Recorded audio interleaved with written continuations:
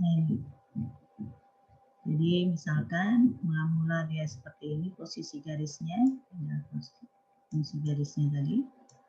Ini mula-mula. Nah, kemudian dia akan dirubah, digeser dengan merubah apa? Dengan merubah dari gradiennya. Sehingga dia akan memisahkan daerah yang nilainya 0, 0, 0 tapi dalam bentuk bulat-bulat ini dengan yang bulat padat, bulat hitam. Bulat putih dengan bulat hitam. Ini kondisi di mana dia terpisah sempurna, ini disebut kondisi yang konvergen.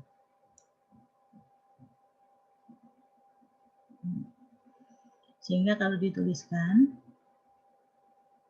proses di dalam perseptron ini, kita mulai dengan menetapkan bobot random. Jadi kita mulai dengan menetapkan bobot random, yang biasanya nilainya antara -setengah sampai dengan setengah. Nah, bobot random ini bisa jadi dia langsung pas seperti ini, ya bisa saja namanya juga random. Nah, bisa juga nanti dia ada di sini. Nah, kita harus menggesernya menjadi seperti ini. Nah, kemudian di setiap langkahnya bobotnya ini diupdate. Nah, dicocokkan dengan output. Jadi di dalam pengupdatean ini dia dicocokkan antara dihitung error ya, antara output yang sebenarnya, output yang diinginkan dengan output yang dihasilkan. Output aktual dengan output yang dikehendaki itu akan menghasilkan error. Nah, di setiap iterasi itu kita akan memperkecil error ini sampai tidak ada error. Kondisi di mana error ini sudah sama dengan 0 atau mendekati 0 itulah yang disebut dengan kondisi konvergen.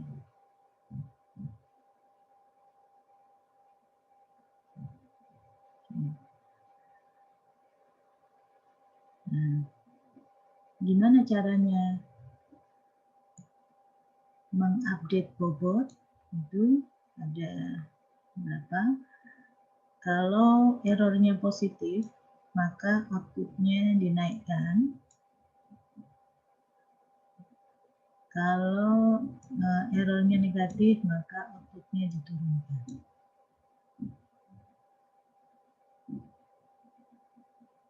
Nah, gimana caranya menaikkan output?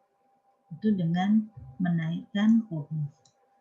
Artinya nilai dari W-nya di jumlah, dinaikkan.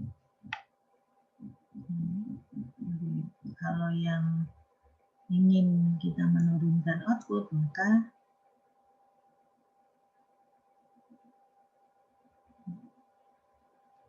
nilai bobotnya diturunkan. Atau kalau XI-nya negatif, ya berarti dinaikkan. Jadi tergantung juga nilai dari XI-nya. Sehingga dirumuskanlah aturan dari pembelajaran perseptron Rosenblatt di tahun 60. Dia mengeluarkan sebuah formula bahwa nilai bobot yang baru itu sama dengan nilai bobot yang lama ditambah dengan ini alfa. Alfa ini adalah learning rate. Learning rate ini adalah sebuah nilai untuk menaikkan dan menurunkan secara konstan. Jadi kenaikan dari bobot itu kan nggak mungkin dinaikkan lompat-lompat. Kenaikannya seberapa besar itu tergantung dari sebuah nilai konstanta ini. Jadi nilainya di sini dipilih yang sangat kecil. Kenapa sangat kecil? Jadi misalkan kita punya nilai X1 itu 1. Kemudian bobotnya itu 0,3.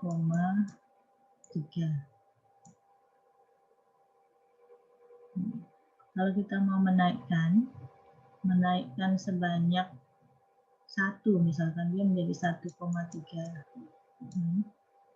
W-nya. Nah, ini bisa jadi nanti akan menyebabkan ada input yang terlewat atau ada output yang terlewat, jadi tidak diperhitungkan. Sehingga kita perlu mengatur nilai kenaikan dari bobot ini untuk setiap langkah ini jangan terlalu besar. Nah, bisa jadi 0,1 aja, 0,3 dia akan menjadi 0,4. Kalau diturunkan ya 0,3 dia menjadi 0,2. Jadi agar lompatannya, agar tidak ada yang terlewat, bobot yang paling pasnya tidak ada yang terlewat. Kalau lompatannya 1, kemungkinan yang paling tepat dia bukan di 0,3, misalkan yang dia bobot yang paling pas itu adalah di 0,4 misalkan, ini akan terlewat, tidak itu diperhitungkan, sehingga kondisi konvergennya itu akan sulit didapatkan. Ya, kenapa kita memilih learning rate yang sangat kecil? Ini, jadi saya kembali ke rumus tadi bahwa bobot yang baru itu sama dengan bobot yang lama ditambah dengan learning rate dikalikan nilai dari XI, jadi bobot ini kan mengatur ke setiap input. Ya, jadi kalau input yang pertama ya bobot yang pertama, input yang kedua ya bobot yang kedua, dikalikan dengan errornya. Nah, ini adalah rumus perseptron learning rate. Oke, sekarang kita lihat secara keseluruhan algoritma pembelajaran perseptronnya. Jadi langkah pertama ini kita inisialisasi dengan nilai W1, W2, W3, dan seterusnya dari data yang kita miliki. Itu dengan nilai antara min setengah sampai min setengah, random. Nah, setelah itu langkah kedua itu melakukan proses aktivasi untuk mendapatkan outputnya dengan menggunakan nilai W1, W2, dan seterusnya. Nah, fungsi aktivasinya bisa menggunakan step, bisa menggunakan sign. Nah, setelah itu dilakukan proses update dengan menghitung selisih antara nilai yang seharusnya dengan nilai yang diperoleh atau outputnya. Kita bisa menghitung dan mengupdate bobot dari perseptron dengan rumus yang tadi. Oke, kemudian diulang lagi sampai kondisi konvergen tercapai. Kapan kondisi konvergen? Itu adalah kalau sudah semua nilai error di dalam satu rangkaian input itu semuanya 0. Jadi semua W-nya itu sudah tidak ada